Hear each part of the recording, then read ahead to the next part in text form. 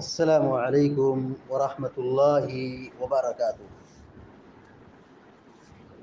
الحمد للہ رب العالمین والعاقبۃ للمتقین والصلاة والسلام علی اشرف الانبیاء والمرسلین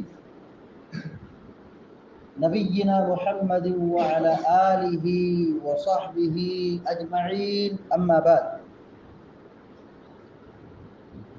فعن سلمة رضی اللہ تعالی عنہا أن النبي صلى الله عليه وسلم كان إذا خرج من بيته قال بسم الله توكلت على الله اللهم إني أعوذ بك أن أضل أو أضل أو أزل أو أزل أو أظلم أو أظلم أو أجهل أو يجهل علي، رواه أبو داود والترمذي وقال الشيخ الألباني رحمہ اللہ صحیح۔ ابھی آپ کے سامنے سنن ابو داؤد کی اور سنن ترمذی کی ایک روایت پڑھی گئی ہے جس کو علامہ البانی رحمہ اللہ نے صحیح قرار دیا ہے۔ ام المومنین حضرت ام سلمہ المخزومیہ رضی اللہ تعالی عنہا بیان فرماتی ہے کہ ان النبی صلی اللہ علیہ وسلم کان اذا خرج من بیتی، کہ پیارے نبی صلی اللہ علیہ وسلم جب اپنے گھر سے نکلتے تھے تو یہ دعا پڑھتے تھے، بسم اللہ توکلت علی اللہ، اللہ کے نام سے اور میں اللہ پر توکل رکھتا ہوں، بھروسہ رکھتا ہوں۔ ابو داؤد شریف کی روایت میں یہ لفظ بھی موجود ہے کہ آپ صلی اللہ علیہ وسلم گھر سے نکلتے تو اپنا چہرہ آسمان کی طرف کرتے اور یہ دعا پڑھتے، یہ آسمان کی طرف دیکھ کر یہ دعا پڑھتے تھے، بسم اللہ توکلت علی اللہ اللہم انی اعوذ بک ان اضل او ازل او ازل او ازل او اظلم او اظلم او اجہل او یجہل علی۔ دعا کا ترجمہ یہ ہے، مطلب یہ ہے، اللہم انی اعوذ بک ان اضل، اے اللہ میں تیری پناہ میں آتا ہوں کہ میں بھٹک جاؤں، راہ راست سے بھٹک جاؤں، او اضل یا بھٹکا دیا جاؤں، او ازل او اذل، میں تیری پناہ میں آتا ہوں اس بات سے کہ میں پھسل جاؤں، او ازل یا مجھے پھسلا دیا جائے، گرا دیا جائے، او اظلم او اظلم یہ کہ میں ظلم کروں یا مجھ پر ظلم کیا جائے، او اجہل او یجہل علی کہ میں نادانی کروں، جاہلانہ معاملہ کروں یا میرے ساتھ جاہلانہ معاملہ کیا جائے، جاہلانہ برتاؤ کیا جائے۔ پیارے نبی صلی اللہ علیہ وسلم جب بھی گھر سے نکلتے آپ اذکار کی پابندی کرتے تھے، دعا کا اہتمام کرتے تھے۔ ابھی پچھلے درس میں ایک دعا بتائی گئی تھی، بسم اللہ توکلت علی اللہ لا حول ولا قوة الا باللہ، یہ بھی دعا ثابت ہے۔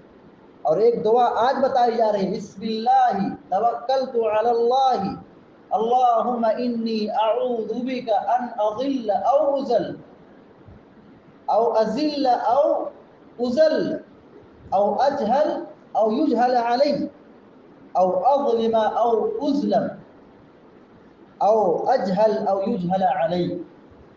پیارے نبی صلی اللہ علیہ وسلم ان دعاؤں کو پڑھ کر کے گھر سے نکلتے تھے۔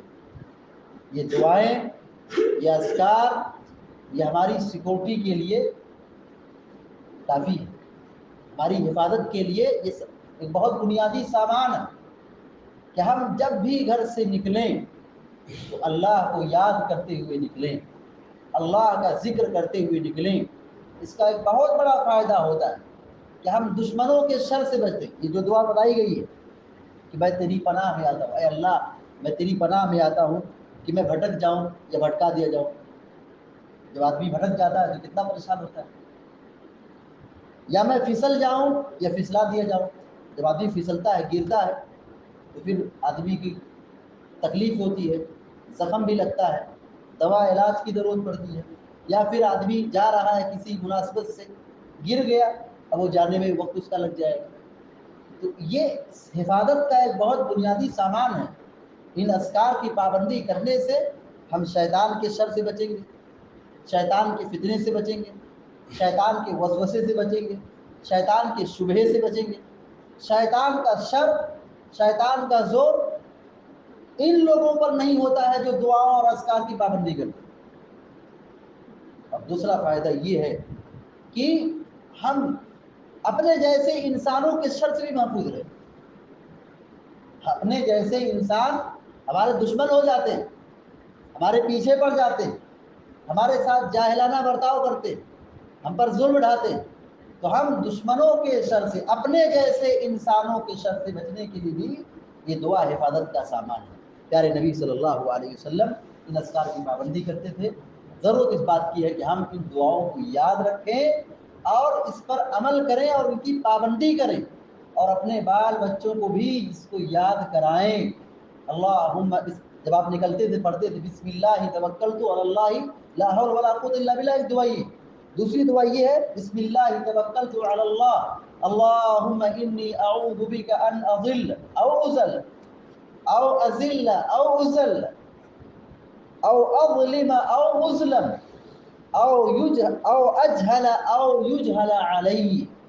اللہ تعالیٰ سے دعا ہے کہ اللہ تعالیٰ ہم سب کو، آپ سب کو دشمنوں کے شر سے بچائے اور دنیا میں جب تک زندہ رکھے، ایمان اور توحید پر قائم رکھے، اور جو ہمارا خاتمہ ہو تو خاتمہ بالخیر، وآمین یا رب العالمین۔ اقول قولی ھذا واستغفر اللہ لی ولکم ولسائر المسلمین فاستغفروہ انہ هو الغفور الرحیم، وصلی اللہ علی نبینا محمد وعلی آلہ وصحبہ اجمعین۔ السلام علیکم ورحمۃ اللہ۔